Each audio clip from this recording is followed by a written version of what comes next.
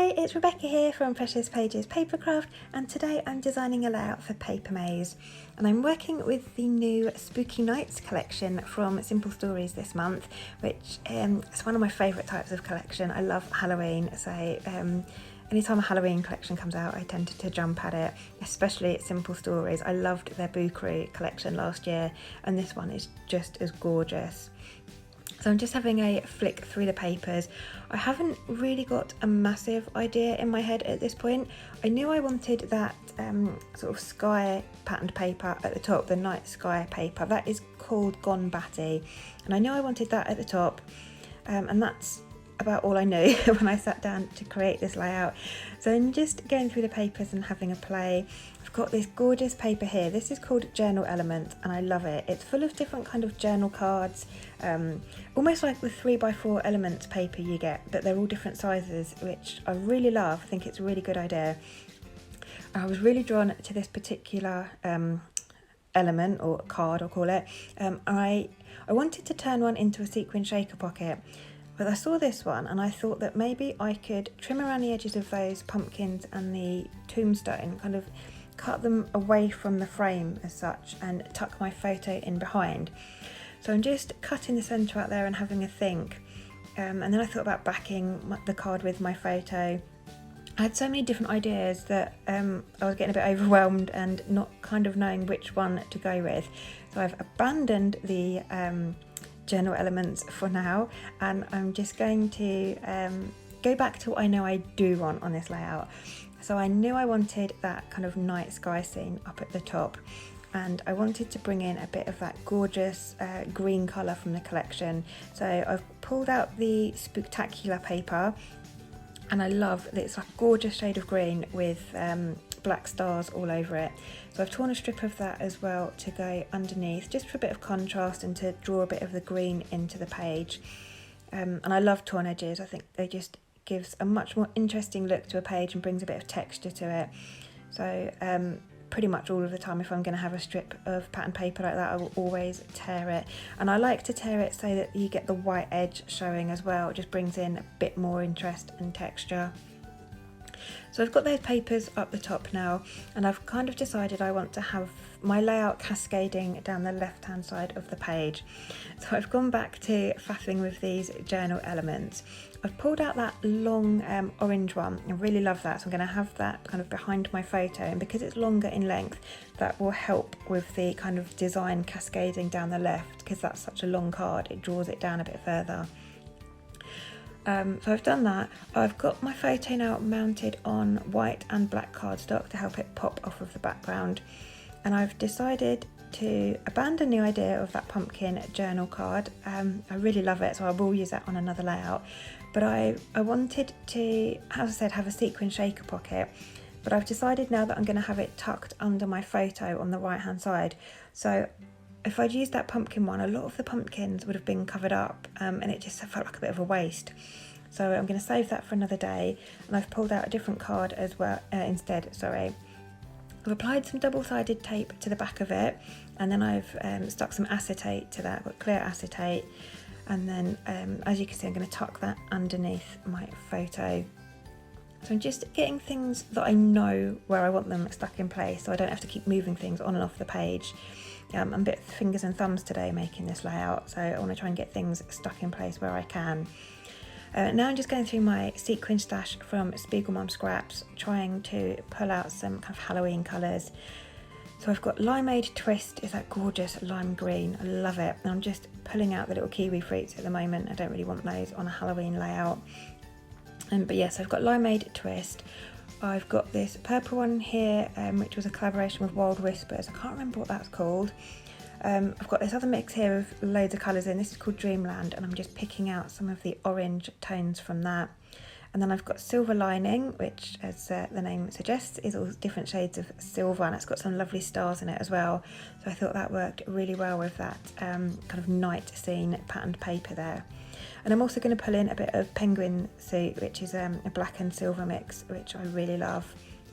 I'm just going to mix all those together in a bowl, kind of like potion concocting, which kind of works with Halloween. Kind of making my own potion there of sequins, and I'm going to use these for my shaker pocket. So I need to kind of make a pocket as such, a little well on the back of that card for my sequins to sit in. So I'm using the Big Mama foam tape roll from Spiegelmum. It's double-sided foam tape and it's super sticky, so that will be great for a shaker pocket. And now I need to decide what I want to back that card with once I've got the sequins in. And I've pulled out the orange basil cardstock from the Matchmaker pack. So I thought that would work really well. There's not a lot of orange in the sequin mix, it's more the other colours, which is why I went with the orange card for the back. And I didn't want a patterned paper because that would look a bit too busy with all the sequins on top and you wouldn't really see the pattern as such. And I thought you might lose the colour of the sequins, which is why I've gone for a plain cardstock, and orange just seemed the obvious choice for me. So I've got that made. That was a really quick shaker pocket to make. That's all sorted now. And now I'm going to work on kind of embellishing and see what I want to bring in to this layout. I've got the foam stickers here for titles. I've picked out Spooky. I really love these. They're just so cool. I love the foam, the dimension. I love the font that Simple Stories have used, the colours, just everything. I just love them. So I've pulled out one of those for my title. And now I'm going through the bits and pieces pack, just trying to see what I want to use. And I do faff an awful lot with the embellishing of this layout.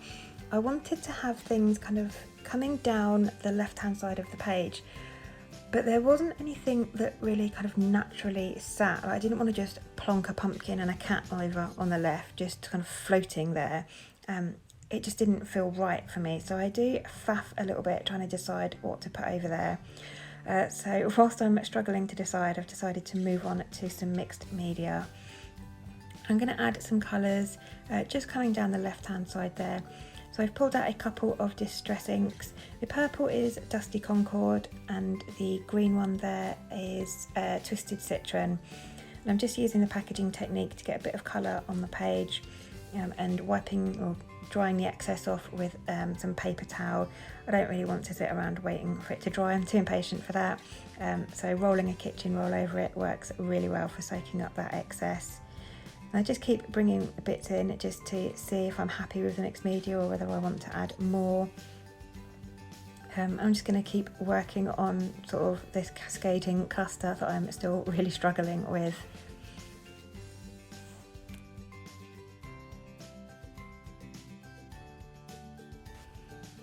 So I'm sort of starting to form some sort of layout now. It's getting there. I've pulled out another one of those journal elements from that patterned paper. I'm just cutting across the top there because I want to have that boo tab kind of overhanging my photo, so it's kind of my photos tucked in that card, just to bring a bit more pattern and colour up to the top there. And I've just decided I need a little bit more colour over on the right of that cluster just to extend it out behind that shaker pocket. I'm just working on that at the moment.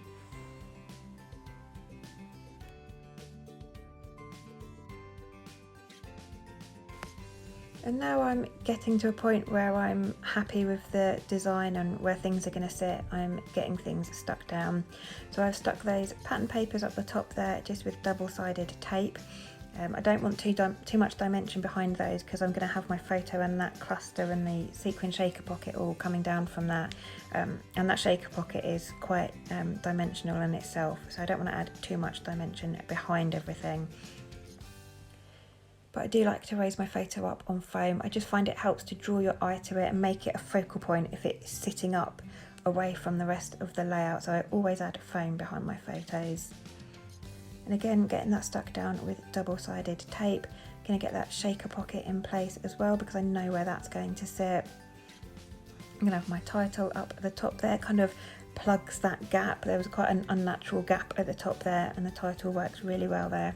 And I've pulled out the moon and cloud from the bits and pieces pack, and I'm going to add some foam behind that and have that sitting on the night sky kind of raised up. And I've pulled out one of the haunted houses from the bits and pieces pack. I do this with a couple of the, this is from the element stickers, the combo sticker sheet. I'm going to do it with a couple. I'm going to stick them onto white cardstock and cut them out, and that just allows me to move them around the layout, trying to decide where I'm happy to have them. I almost flirt with the idea of having a cluster at the bottom with like the house and a cat and a tombstone.